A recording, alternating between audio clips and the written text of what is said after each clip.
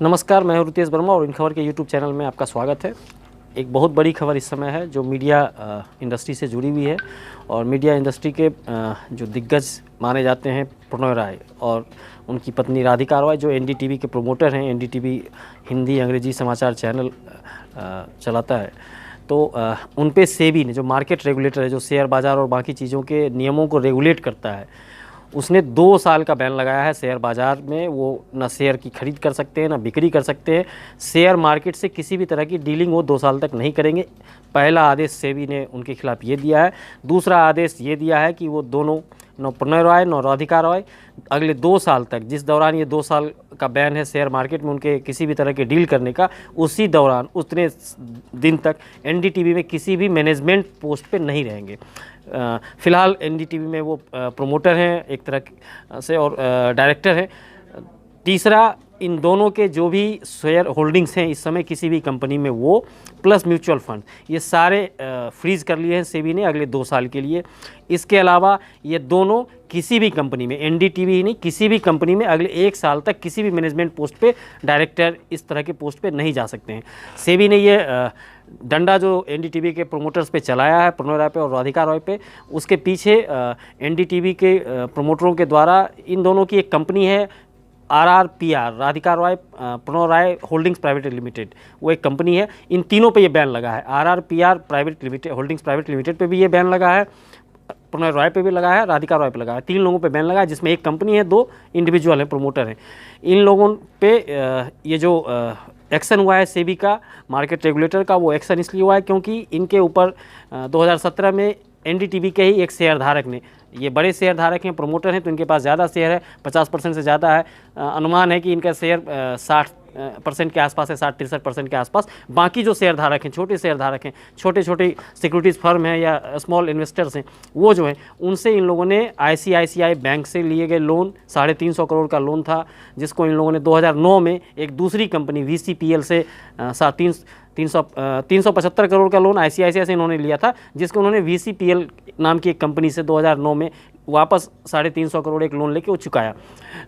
ये बात ना आईसीआईसीआई के लोन को उन्होंने शेयर धारकों से बताया, ना वीसीपीएल के कर्ज को शेयर धारकों के साथ शेयर किया, जिसको सेबी ने माना कि ये गलत बात है। आपके इन्वेस्टर्स को या आप में इन्वेस्ट करने वाले इन्वेस्टर को, प्रोस्पेक्टिव इन्वेस्टर को भी और करंट इन्वेस्टर को भी इस कंपनी की माली हालत, फिनेंशियल हालत की सही जानकारी होनी चाहिए, उसके लेन देन की सही जानकारी होनी चाहिए, ताकि वो शेयर मार्केट में आपके कंपनी में जो उसने पैसा लगा रखा है उसको वो कंटिन्यू करने के लिए, उसको निकालने के लिए वो सही फैसला सही समय पे कर सके। ये जो कर्ज कंपनी ने ली 350 करोड़ की आईसीआईसीआई बैंक से, और फिर उसको चुकाने के लिए दूसरी कंपनी से जो 375 आईसीआईसीआई से 375 करोड़ का लोन, उसको चुकाने के लिए दूसरी कंपनी से 350 करोड़ का, ये जो शेयरधारकों से छुपाया गया, इससे सेबी ने बहुत बड़ा एक्शन मतलब फ्रॉड माना है। और उस फ्रॉड के लिए चूंकि ये एनडीटीवी के प्रोमोटर हैं, उसके एमडी हैं, उसके चेयरमैन पोस्ट पे प्रणय राय रहे हैं, तो ये माना कि एक जिम्मेदार पद पे रहते हुए कंपनी के लोगों, कंपनी के शेयर के साथ वो खेल कर रहे थे। कंपनी के शेयर में वो पैटर्न में चेंजेस आ रहा था इससे, क्योंकि जब उन्होंने आईसीआईसीआई से लोन लिया था 350 करोड़, तो उसमें एक शर्त ये थी कि वो कंपनी के मैनेजमेंट स्ट्रक्चर में कोई चेंज नहीं करेंगे।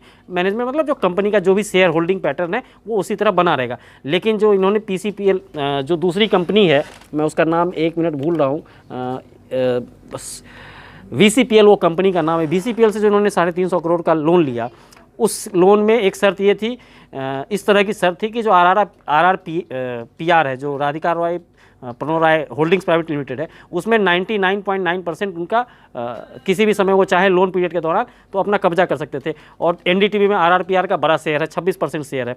बाद में इन लोगों ने फिर से 56 करोड़ या 55 करोड़ के आसपास दोबारा एक लोन लिया अगले साल, 350 करोड़ लेने के बाद। इससे जो ये वीसीपीएल कंपनी थी, इसका एनडीटीवी में स्टेक, ये वीसीपीएल जब चाहती तो अपना शेयर होल्डिंग एनडीटीवी में 30% तक ले जा सकती थी।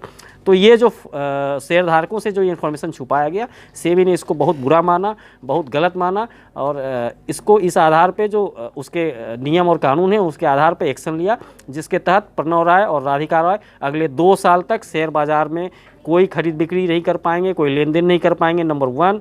नंबर 2, एनडीटीवी में किसी भी टॉप मैनेजमेंट पोजीशन पे, किसी मैनेजमेंट पोजीशन पे वो नहीं रहेंगे। जो इस समय वो चेयरमैन और डायरेक्टर हुआ करते हैं वो नहीं रहेंगे अगले 2 साल तक कंपनी में किसी भी पद पे। तीसरा एक्शन, वो किसी भी कंपनी में, एनडीटीवी नहीं, किसी भी दूसरी भी कंपनी में जो लिस्टेड कंपनी, जो शेयर बाजार में लिस्टेड है, जिसने मार्केट से पैसा उठाया, जिसने पब्लिक से पैसा उठाया है अपना आईपीओ लाके, उस कंपनी में भी वो अगले 1 साल तक किसी भी मैनेजमेंट पद पे नहीं रहेंगे। इसके अलावा उनके पास जो भी इस समय होल्डिंग्स है शेयर में, वो और म्यूचुअल फंड, ये सारे जो हैं अगले 2 साल तक के लिए फ्रीज रहेंगे। तो ये अब तक की इस समय की सबसे बड़ी खबर थी। और देखना होगा कि इस पे एनडीटीवी सेबी के इस आदेश पे क्या रिएक्शन देता है, क्या लीगल रेमेडीज उसके पास अवेलेबल हैं। ये जब हमारे सामने नए अपडेट आएंगे तो हम आपको बताएंगे। आप इस तरह के वीडियो के लिए हमारे चैनल को सब्सक्राइब करें, लाइक का बटन दबाएं। आपके पास कोई कमेंट हो, कोई सुझाव हो तो आप नीचे डाल सकते हैं। Thank you. इन खबर चैनल को सब्सक्राइब करें और बेल आइकन दबाना ना भूलें।